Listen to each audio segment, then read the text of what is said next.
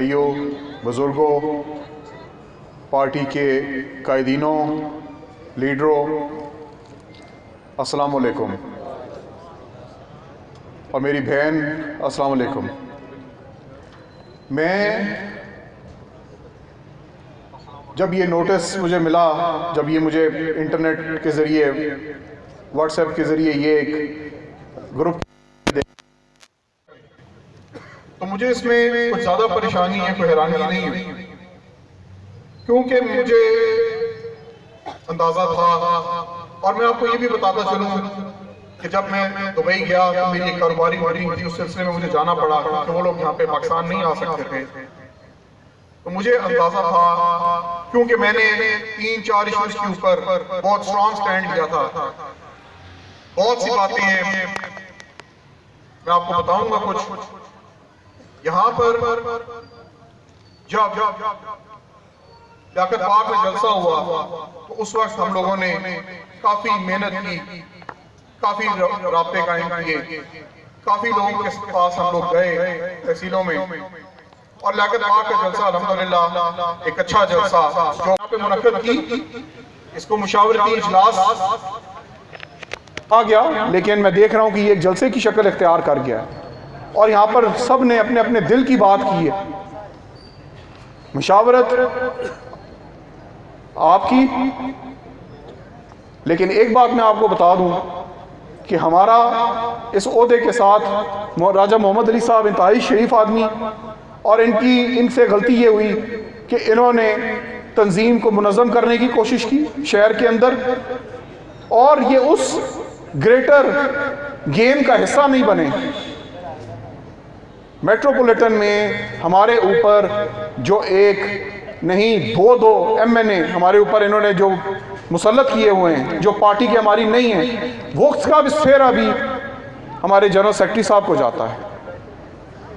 उन्होंने अपनी वजारत के लालच में ये काम किया, टिकट दिलवाया एक और पार्टी को जिसका वहाँ पर कोई वोट बैंक ना था। वहाँ पर कोई वर्कर भी हमारा इलेक्शन लड़ सकता था और MNA बन सकता था। हमारी पार्टी थी, हमारी उस वक्त हुकूमत थी, लेकिन ये जुल्म और ज़्यादती की गई, बार बार ज़्यादती की गई। जब मौका मिला ज़्यादती की गई, पार्टी कारकुनों के साथ, पार्टी लीडर्स के साथ, पार्टी कायदीन के साथ। मैं आप सबके लिए मैं यहाँ पर मौजूद हूँ।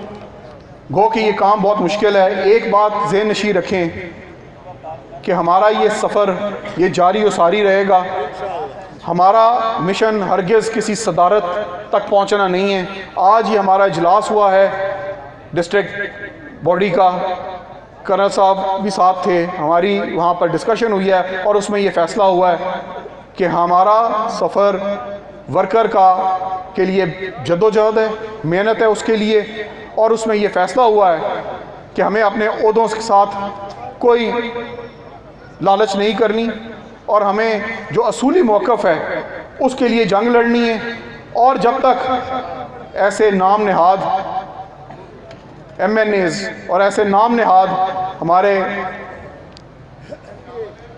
MPAs यहाँ पर काम करेंगे और वो वर्कर को इग्नोर करेंगे और उनके साथ ज़्यादतियाँ करेंगे, क्योंकि मुझे हर जगह से खबर मिलती रहती है, तो ये सब जब तक होता रहेगा इंशाअल्लाह ताला हम अपना सफ़र जारी रखेंगे। इलेक्शंस जो ग्रेटर गेम की बात हो रही है उसको समझना भी ज़रूरी है। ग्रेटर गेम पोठवार टाउन की है, ग्रेटर गेम है मेट्रोपॉलिटन में बल्दियात का इलेक्शन है।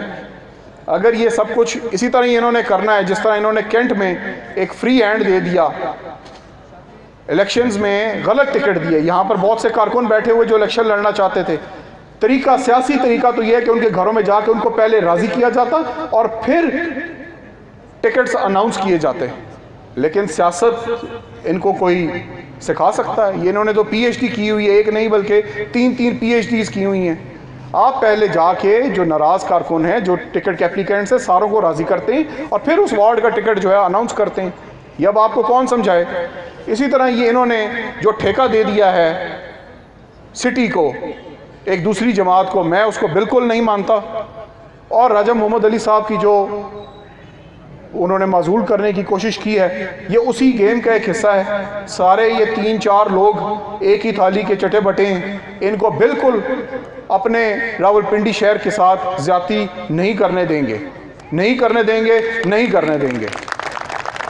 आखिरी बात ये कहता चलूँ कि मैं इस बात की भी इंतहाई पुरज़ोर मज़म्मत करता हूँ कि रावलपिंडी के अंदर जितने बड़े बड़े ओहदे हैं, उन सब ओहदों पे सदाकत अब्बासी साहब ने अपने सपोर्टर्स को ला के और यहाँ पर इंस्टॉल किया हुआ है, यहाँ पर लगाया हुआ है, जिनको शहर के साथ कोई मोहब्बत नहीं है। ये आमिर कियानी साहब, आप सोए नहीं हुए, आपकी मर्ज़ी से सब फैसले होते हैं यहाँ पर। सदाकत साहब के साथ आप मिले हुए हैं, दोनों मिल के काम करते हैं।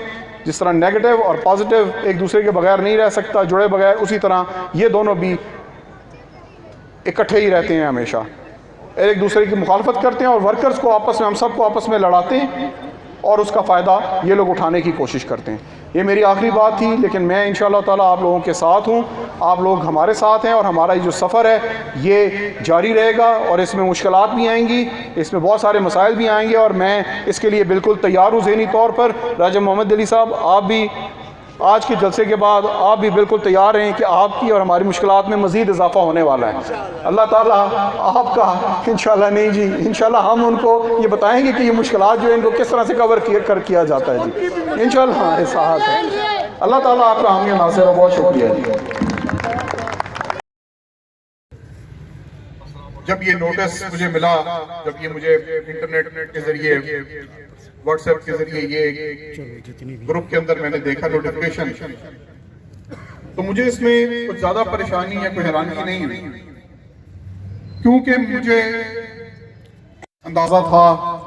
और मैं आपको ये भी बताता चलूं कि जब मैं दुबई गया तो मेरी एक कारोबारी मीटिंग थी, उस सिलसिले में मुझे जाना पड़ा क्योंकि वो लोग यहाँ पे पाकिस्तान नहीं आ सकते थे।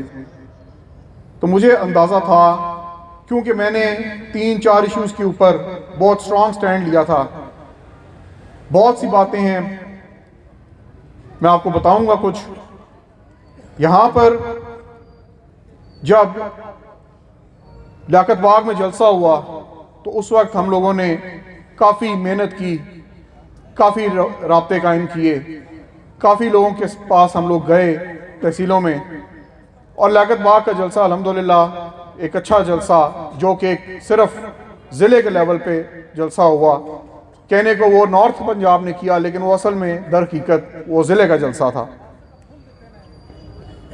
तो उस जलसे के दौरान और उससे पहले मैं सदाकत अब्बासी साहब को बार बार ये बात अर्ज़ करता था कि सदाकत साहब, ये पार्टी वर्करों की पार्टी है और सियासत वर्करों के दम से होती है। मैं चूँकि MPA रह चुका हूँ और मैंने अल्हम्दुलिल्लाह वर्करों के सर पे ही सियासत की है। वर्कर पार्टी का असासा होते हैं। मैं इनको बार बार ये कहता था, ऑन रिकॉर्ड है, बल्कि खुर्शीद सत्ती साहब यहाँ पर बैठे हुए हैं, वो भी गवाह हैं, बल्कि इन्होंने एक दफ़ा मेरी तायीद की इस बात की जलसे मीटिंग के दौरान। तो बाद में सदाकत अब्बासी साहब ने इनसे गिला किया कि आपने क्यों तायीद की वर्करों के हक़ में। तो जब ये सोच पैदा हो जाए तो फिर कायदीन और वर्करों के दरमियान, क्योंकि मैं अपने आप को एक वर्कर ही समझता हूँ, इतनी बड़ी खलीज पैदा हो जाती है कि जिसका फिर पुर करना नामुमकिन हो जाता। मैंने जब ये देखा और इन्होंने वादा किया कि वर्करों को कार्ड मिलेंगे, हमने भी आगे वादा किया जिस तरह हमें बताया गया। कर्नल साहब गवाह हैं इस बात के, हमें ये कहा गया कि वर्करों को कार्ड मिलेगा, जिसको हर थाने में एक रिस्पेक्ट दी जाएगी, हर फोरम के ऊपर उसकी इज्जत होगी वर्कर की कि ये एक पॉलिटिकल वर्कर है, PTI का वर्कर है। इसी तरह बहुत सारे और वादे हुए, लेकिन जिस दिन लियाकत बाग का जलसा ख़त्म हुआ उस दिन वो सब वादे वो सब भूल चुके थे। कई मरतबा उनसे बात हुई, वर्कर के हक़ की बात हुई, अवाम के मसाइल की बात हुई, तो हमें आगे से एक गोल मोल बात और कोई उसके ऊपर अमल करने की कोई सूरत हाल बनती हुई नज़र ना आई।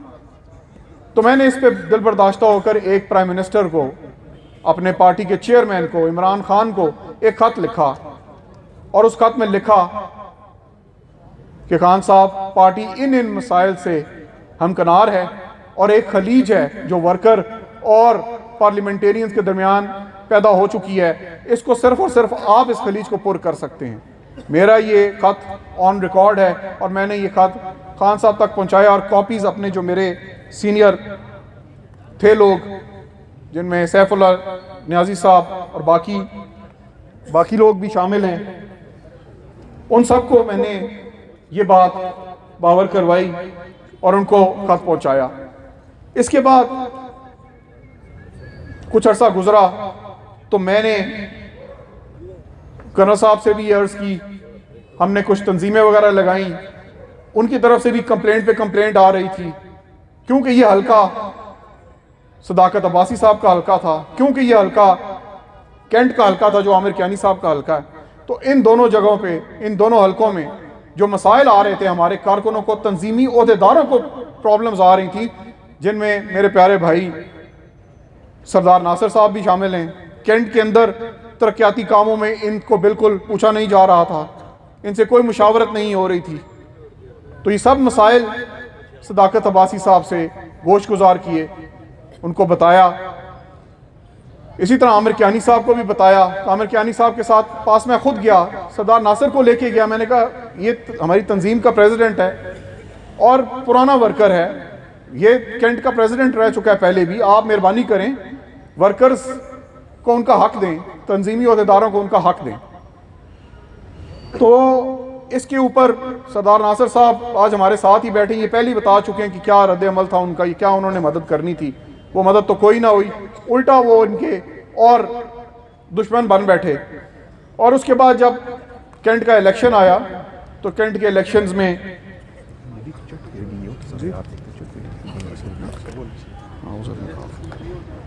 कैंट के इलेक्शंस जब आए तो कैंट के इलेक्शंस में खास तौर पर यह कहा गया कि कर्नल अजमल राजा साहब को और शहरयार रियाज साहब को आपने पार्लिमानी जो बोर्ड है उसके अंदर मेंबर नहीं बनाना।